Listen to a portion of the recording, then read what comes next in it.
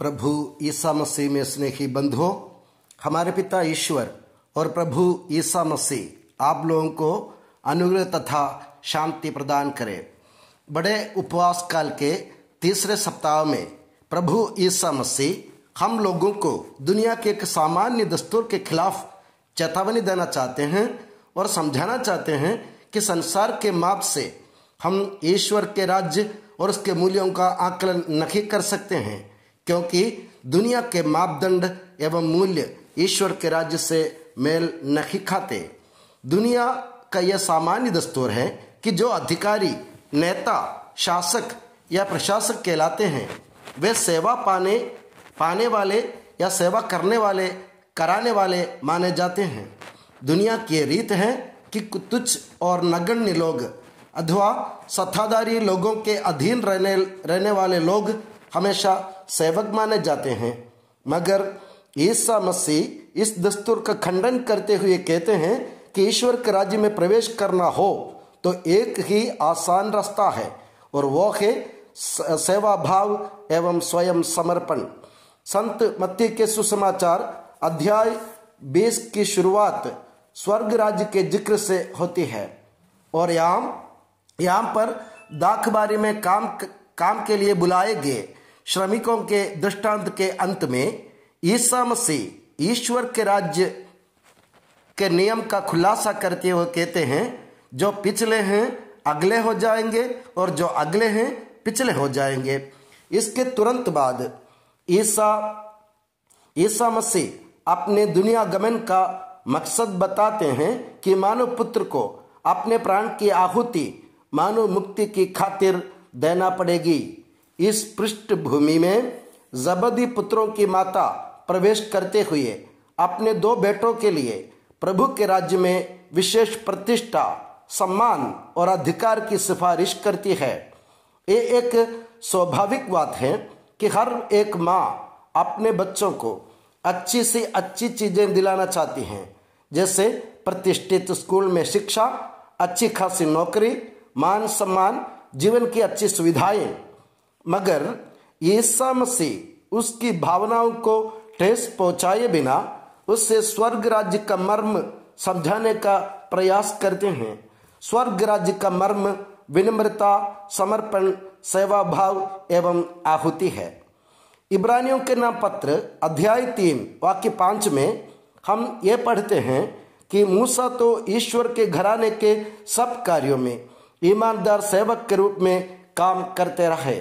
इसका मतलब है कि अधिकार सेवा देने के लिए होता है, अधिकार दूसरों पर आदेश चलाने का नहीं, बल्कि कारिंदा के रूप में दूसरों की भलाई और निर्माण के लिए दिया जाता है। संत पौलुस इस सत्य को समझाते हुए रोमियो के नाम पत्र अध्याय 15 वाक्य 1 से 3 तक में इसका रहस्य बताते हैं। हम लोगों को जो समर्थ है अपनी सुख सुविधा का नहीं, बल्कि दुर्बलों की कमजोरियों का ध्यान रखना चाहिए। हमें प्रत्येक को अपने पड़ोसी की भलाई तथा चरित्र निर्माण के लिए उसे प्रसन्न करने का ध्यान रखना चाहिए। संत पौलुस अध्याय 15 वाक्य 3 में निष्कर्ष के रूप में कहते हैं कि मसीह ने अपने सुख का ध्यान नहीं रखा।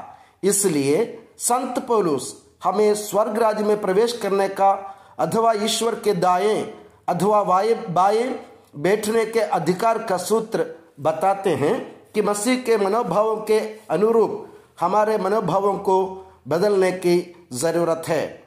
फिलिपियों के नाम पत्र अध्याय 2 वाक्य 4 से 8 तक में स्वर्ग राज्य की कुंजी पाने का रहस्य बताया गया है। संत पौलुस कहते हैं, कोई केवल अपने हित का नहीं बल्कि दूसरों के हित का ध्यान रखे। आप अपने मनोभावों को ईसा मसीह के मनोभावों के अनुसार बना ले। ईसा मसीह का मनोभाव क्या था? ईश्वर से अपनी बराबरी बरकरार रखने के बजाय उसने दास का रूप धारण कर स्वयं को दीनहीन बना लिया। स्वयं शून्य बनकर जो अपने को अपने प्राण दूसरों के लिए अर्पित करता है वही स्वर्ग राज्य के योग्य होगा। अधिकार तजकर सेवा भाव से भरे समर्पण के साथ दूसरों की सेवा में स्वयं की आहुति देने के कारण ही मसीह को ईश्वर ने ऊपर उठाया और सब नामों से श्रेष्ठ नाम देकर अपने दाहिने हाथ में बिठाया। इन सब की पृष्ठभूमि में जबदी के पुत्र याकूब और यूहन्ना की मांग को प्रभु सिरे से खारिज करते हुए कहते हैं कि ईश्वर के राज्य में बाएं और दाएं के स्थान ईश्वर ऐसे लोगों को प्रदान करेगा जो सेवा भाव की राह चलकर बहुतों के उद्धार के लिए अपने प्राण अर्पित करेंगे, जैसे ईसा मसीह ने स्वयं किया था। याकूब और यूहन्ना से प्रभु मसीह एक मार्मिक सवाल करते हैं, जो प्याला मैं पीने वाला हूं, क्या तुम उसे पी सकते हो? प्याला पुराने विधान में ईश्वर के क्रोध और उसके परिणाम रूपी दुख, तकलीफ, यातना और व्यथाओं का प्रतीक माना जाता था। ईसा मसीह के इस सवाल का तात्पर्य यह था कि पाप के कारण मानव जाति पर आए ईश्वर के क्रोध रूपी प्याला मैं पीने वाला हूं। मानव जाति को सर्वनाश की खाई से बचाने के लिए मुझे दुख सहना होगा, उपहास झेलना होगा, कोड़ों की मार झेलना होगी। आखिरी में मेरे प्राण भी संसार की मुक्ति के लिए अर्पित करने होंगे। मगर याकूब और यूहन्ना इसका मतलब समझे बिना जवाब देते हैं। ईसा मसीह भली भांति जानते थे कि याकूब और यूहन्ना शहादत रूपी प्याला पिएंगे, मगर वर्तमान में उनकी बुद्धि इस महान सत्य को समझने में असमर्थ थी। प्यारे बंधुओं, दुनिया के दस्तूरों की राह चलकर हम ईश्वर के राज्य के अधिकारी नहीं हो सकते। उल्टे इस्राएल के ढोंगी एवं पाखंडी नेता, शास्त्री, सदूकी एवं फरीसियों की तरह हम खुद नाश के गर्त में गिरेंगे और दूसरों को भी अपने साथ सत्यनाश के गड्ढे में गिरा देंगे। इस उपवास काल में हम संत मत्ती के सुसमाचार अध्याय 23 वाक्य 4 से 28 तक में प्रभु द्वारा दी गई चेतावनी पर ध्यान दें और जीवन में बदलाव जरूर लाए। अध्याय 23 वाक्य 4 प्रभु कहते हैं, वे बोझ से भारी बोझ लोगों के कंधों पर लाद देते हैं, परंतु स्वयं उंगली से उठाना नहीं चाहते। वे हर काम लोगों का ध्यान आकर्षित करने के लिए करते हैं। भोजों में प्रमुख स्थानों पर, सभागृहों में प्रथम आसनों पर विराजमान होना, बाजारों में प्रणाम सुनना और जनता द्वारा गुरुवर कहलाना उन्हें बहुत पसंद है।